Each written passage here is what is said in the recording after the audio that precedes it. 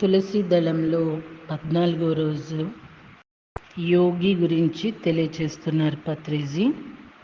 యోగి అంటే ఎవరో యోగి వేమన్న చక్కగా చెప్పాడు. ఎచ్చట నుండి వచ్చు నెచ్చటికి దాబోవు నిద్ర చంద మెరుగ నేర్చనేనే ఆత్మరాకపోకల తడేపో శివయోగి విశ్వదాభిరామ వినురవేమ. ఆత్మ అంటే దేహం కన్నా భిన్నంగా ఉన్న దేహి, అంటే బల్బులో ప్రసరిస్తున్న కరెంటు లాంటిది. ఆత్మను గురించి తెలియజేసేదే యోగ విద్య. యోగ విద్య నెరింగిన వాడే శివయోగి. మనం ఏ లోకాల నుండి వచ్చాం, చనిపోయిన తర్వాత ఏ లోకాలకు వెళతాం, అసలు నిద్ర అంటే ఏమిటి, ఆత్మ రాకపోకలు జరుగుతాయి. ఇలాంటి వాటన్నిటి గురించి సక్రమ ధ్యానాభ్యాసంలో తెలుసుకోవలసిన వాటన్నిటినీ తెలుసుకున్నవాడే యోగి.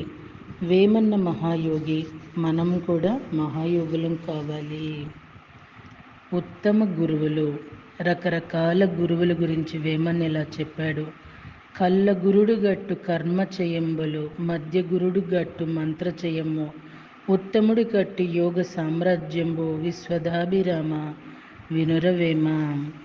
మూర్ఖపు గురువులు ప్రజలకు కర్మలు చేయడాన్నే ప్రోత్సహిస్తారు. కర్మలు అంటే బాహ్య పూజలు అన్నమాట. మధ్యమ గురువులు మంత్ర ఉపాసనలకు శిష్యులను పురిగొల్పుతారు.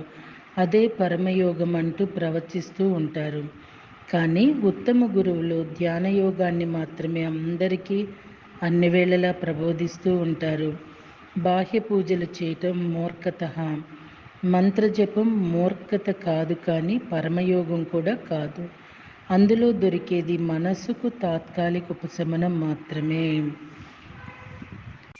ధ్యానమే అసలైన యోగం. ధ్యాన యోగ బోధకులే అసలైన గురువులు. తనువు ఆత్మ. కట్టెయందు నిప్పుగానని చందమే తనువునందు ఆత్మ తగిలియుండు, మరువు దెలిపి పిదప మార్కొన వలెనయ్య విశ్వదాభిరామ వినురవేమ. 2 కట్టెల ఒరిపిడి వలన నిప్పు రాలుతుంది. కట్టెలో నిప్పు కనిపించకుండా ఉన్నట్లే దేహంలో ఆత్మ ఉంటుంది. ఈ రహస్యం తెలుసుకొని ఆత్మతత్వంలో మలగాలి అని వేమన బోధన. కట్టెలు నరికితే నిప్పున్నది కనబడదు. విత్తనాన్ని విరగ్గొడితే చెట్టన్నది బయటపడుతుందా?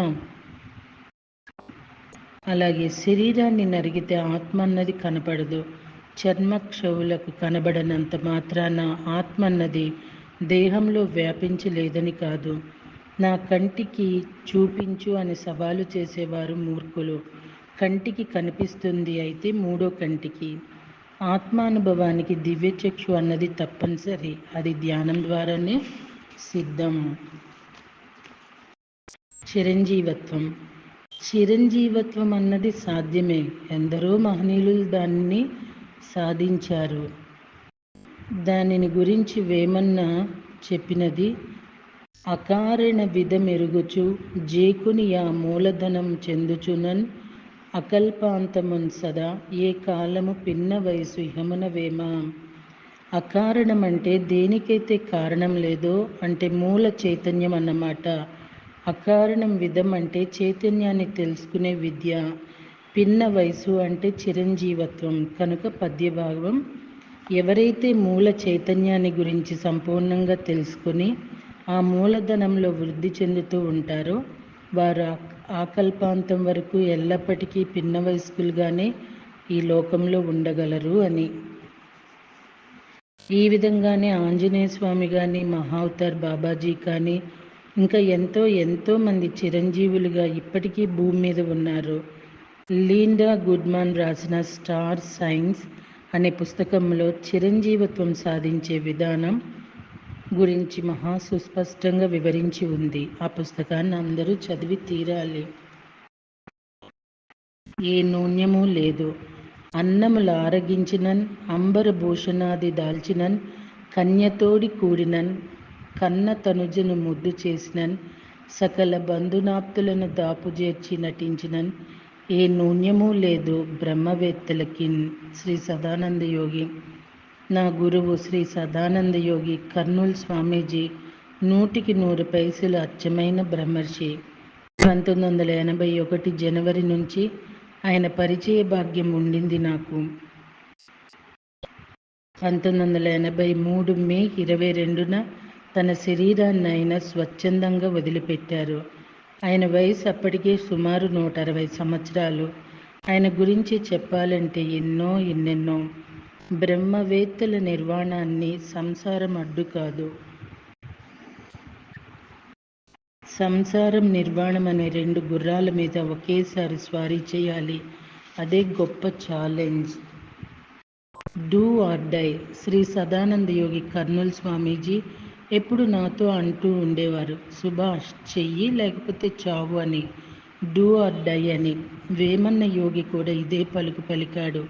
పట్టు పట్టరాదు, పట్టి విడియరాదు, పట్టు పట్టినేని బిగియ పట్టవలయు, పట్టి విడుట కంటే పడి చచ్చుట మేలు, విశ్వదాభిరామ వినురవేమ. బుద్ధుడు కూడా ధమ్మపదంలో ఇలానే అన్నాడు, కాయరా చే కాయరాదేనం దల్హమేనం పరక్కమే. సో మాస్టర్స్, అది పాళీ భాష అండి. కుర్యచేత్ కుర్వితేత్ దృఢమేతత్ పరాక్రమేత అనేది సంస్కృతం. ఇంకా తెలుగులో అయితే ఏ పని చేయాలన్నా దృఢమైన నిష్ఠతో సామర్థ్యంతో చేయాలి. ఏ పనినైనా తలపెట్టే ముందు అది న్యాయమా అన్యాయమా, క్రమమా అక్రమమా, శుభమా అశుభమా అని మొదట బేరీజు వేసుకుని ఆ తర్వాత న్యాయమైనది, సక్రమమైనది, శుభమైనది అయితే దృఢ చిత్తంతో దానిని చేసే తీరాలి.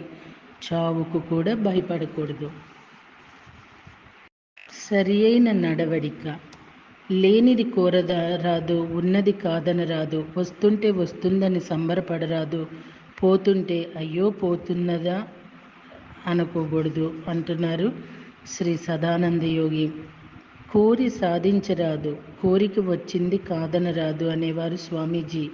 ఈ ప్రాపంచిక లోకంలో ఒక జ్ఞాని ఎలా విహరిస్తాడో, ఎలా విహరించాలో వివరించి చెప్పేదే ఈ సరియైన నడవడిక సూత్రం. అందుకే గీతాకారుడు అన్నాడు, కర్మణ్యేవాధికారస్తే మా ఫలేషు కదాచన. కర్మలు చేయటానికి మాత్రమే నీకు అధికారం ఉంది, అంతేకాని వాటి ఫలం ఇలా ఉండాలి అలా ఉండాలి అని ఆశించటం సరికాదు అని. ప్రాపంచికంగా ఎక్కువగా ఆశించకుండా జీవించటమే సంపూర్ణ ఆత్మజ్ఞాన సారం. ప్రాపంచికంగా ఏది వస్తున్నా ఏది పోతున్నా ఎంత మాత్రం చెలించకుండా జీవించగలగటమే సంపూర్ణ ఆత్మజ్ఞాన సారం. మాంసపిండం మంత్రపిండం. శ్రీ కర్నూల్ స్వామీజీ ఎప్పుడూ అంటుంటూ ఉండేవారు, సుభాష్ మాంసపిండాన్ని మంత్రపిండంగా చెయ్యాలోయ్ అని. మాంసపిండం అంటే అన్నమయ్య కోసం, దీనినే మంత్రపిండంగా అంటే ప్రాణమయ కోసంలా చేసుకోవాలి, అంటే ఎనర్జీ బాడీగా అన్నమాట. ఇదే యోగ పరాకాష్ట. ఖండయోగం లాంటి క్రియలు అప్పుడే సాధ్యం. అలాంటి క్రియలు సదానంద యోగి తాను స్వయంగా సాధించి చెప్పినవారు. షిరిడీ సాయి కూడా మనకు అలాగే చేసి చూపారు. మహాయోగి శ్రీ కాశిరెడ్డి నాయన, ఆయన ఈ మధ్యనే భౌతిక కాయాన్ని విసర్జించారు. కూడా ఈ ఖండయోగం కోవకు చెందినవాడే.